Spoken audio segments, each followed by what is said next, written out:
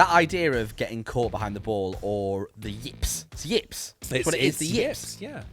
My friend Chris, who's the deputy or the one just below the pro at Bolton Golf Club. Yeah. He got the yips with his driver really early on, and he now has to have a trigger where he drops his body weight just before he pulls his backswing. A little bit like, is it Sam Bennett who performed really well at the Masters this year? Who was that? Yeah, was it Sam? That might not be his actual name, but you know the guy, the amateur. The best amateur. Bennett. Let's call him Bennett. Yeah, he sort of had this little... Alex. I feel like it was an Alex. Anyway, you're gonna look it up now. Yeah, hold on. Oh god. Hold on. Oh jeez. You entertain them. This is what happens, isn't it? This is what happens. I think it is Sam Bennett, you know.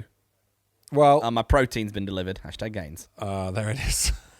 It's just gonna be like Sam Bennett, you big loser. Sam Bennett, not Alex Sam Bennett had this little trigger thing where let's just keep all that in the podcast. Fine. He just sort of drops down and gets going. But my friend Chris had this as well, and it's that idea that you have to have a trigger to get things going. Yeah. So you've put this massive mental block up, haven't you? Because there's so many thoughts, and the thoughts are just racing each other around. That you're chasing your own golf tail. Yeah. And you need an adult to come along and mentally hit you hard. And that's what Howard has done. Yeah. He's got a whip. And that's what happens. No, you do need to have a mental thing that goes and just you have to get on with it. But I sort of had this perfect 9 holes of golf recently.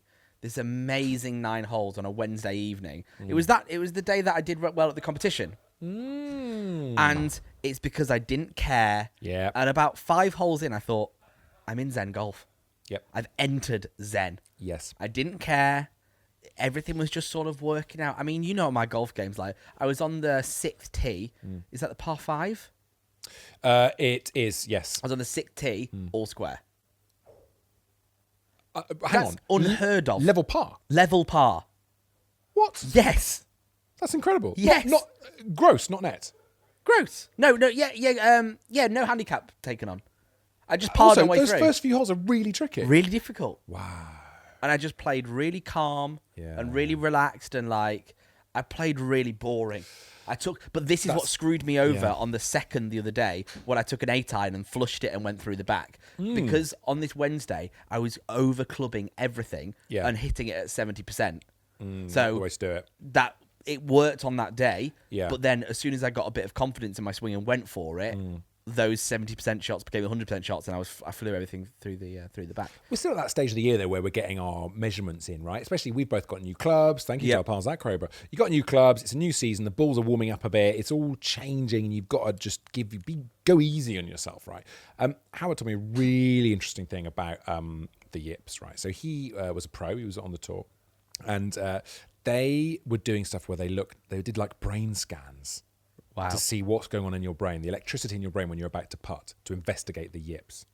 You know, like they put the helmets on. Yeah, the scanner thing. The scanner thing on, and they got him putting. And while they're warming up to do it, he's putting, and he's completely yipped to pieces. He can't do it while they're getting ready. They're getting him to do these little putts, and he's stuck. And it's like, and he said it was like the putter was a gun. They were like bullets flying off. He just couldn't control the putter, right? Right. Then they turned a whiteboard around and went, these are the best putters in the world. If you can achieve these scores that they achieved on this bit of putting green here, you are going to be in the top 10 putters in the world. And his brain went. Just calmed. And the yips erased. They went away. Because he was in competition mode, because he was a professional. He was on the tour. So he got the yips after he retired and was just playing golf. And it was part of being in that sort of calm, loose, just playing for fun that he got the yips. Because he's a reverse to the rest of us. The rest of us, the opposite. I'm the opposite. If I go out with you of an evening for 9 holes, like you're talking about, Zen golf is something I will naturally walk into. As soon as I go into competition mode, as I did a couple of weeks ago on that Saturday and got 19 over par, I'm in Yip Town, mate. I'm the mayor of Yip Town. Friend of the show, Simon Dyson, I skied my driver on the first. Did he play in the Masters, Sundays? Yeah, he did. See last week's episode.